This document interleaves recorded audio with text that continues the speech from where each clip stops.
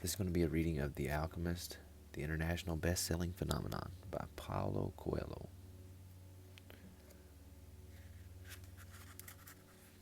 With an introduction from the author. Introduction.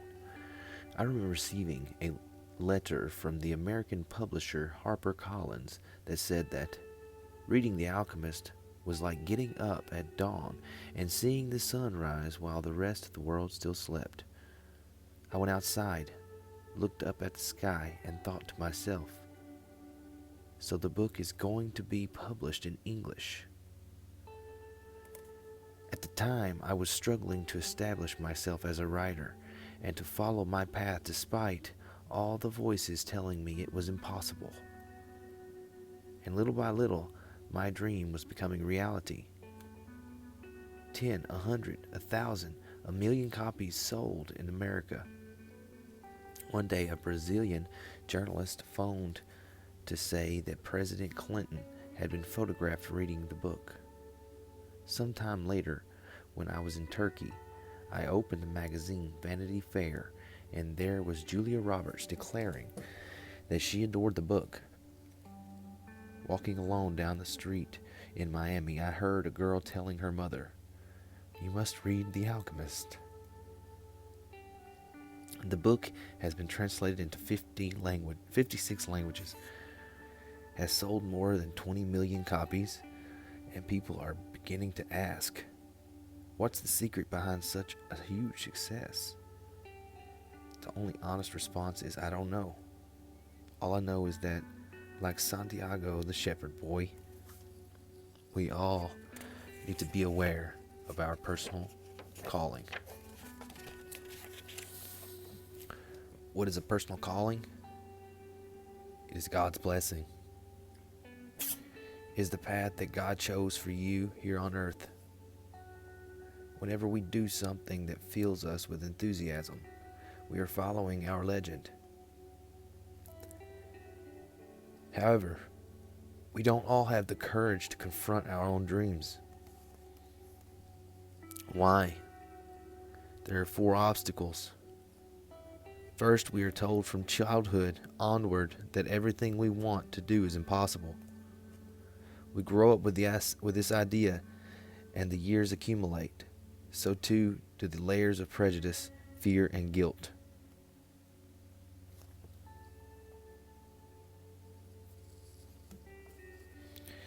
There comes a time when our personal calling is so deeply buried in our soul as to be invisible, but it is still there.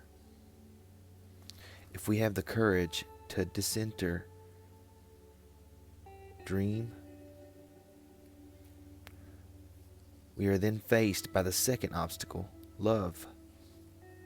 We know what we want to do, but are afraid of hurting those around us by abandoning everything in order to pursue our dream. We do not realize that love is just a further impetus, not something that will prevent us going forward. We do not realize that those who genuinely wish us well want us to be happy and are prepared to accompany us on that journey.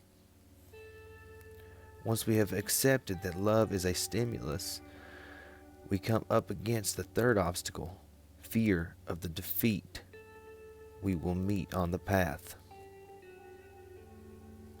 We who fight for our dream suffer far more when it doesn't work out, because we cannot fall back on the old excuse, "Oh well, I didn't really want it anyway." We do want it, and know that we have staked everything on it, and that the path of personal calling is no easier than any other path, except that our whole heart is in this journey. Then we warriors of light must be prepared to have patience in difficult times and to know that the universe is conspiring in our favor, even though we may not understand how. I ask myself, are defeats necessary? Well, necessary or not, they happen. When we first begin fighting for our dream, we have no experience and many make mistakes. The secret of life, though, is to fall 7 times and to get up 8. So why is it so important to live our personal calling if we are only going to suffer more than other people? Because once we have overcome the defeats, and we always do, we are filled by greater sense of euphoria and confidence. In the silence of our hearts, we know that we are proving ourselves worthy of the miracle of life. Each day, each hour is part of the good fight. We start to live with enthusiasm and pleasure. Intense and unexpected suffering passes more quickly than suffering that is apparently bearable. The latter goes on for years and without noticing, eats away at our souls until one day we are no longer able to free ourselves from the bitterness, and it stays with us for the rest of our lives, having disentered our dream, having used the power of love to nurture it, and spend many years living with the scars. We suddenly notice that what we always wanted is there, waiting for us, perhaps the very next day. Then comes the 4th obstacle, the fear of realizing the dream for which we fought all of our lives. Oscar Wilde said, "Each man kills the thing he loves," and it's true. The mere possibility of getting what we want fills the soul of the ordinary person with guilt. We look around at all those who have failed to get what they want and feel that we do not deserve to get what we want either. We forget about all the obstacles we overcame, all the suffering we endured, all the things we had to give up in order to get this far. I have known a lot of people who, when their personal calling was within their grasp, went on to commit a series of stupid mistakes and never reached their goal when it was only a step away. This is the most dangerous of the obstacles because it has a kind of sanity aura about it, saintly aura about it. Renouncing joy and conquest. But if you believe yourself worthy of the thing you fought so hard to get, then you become an instrument of God.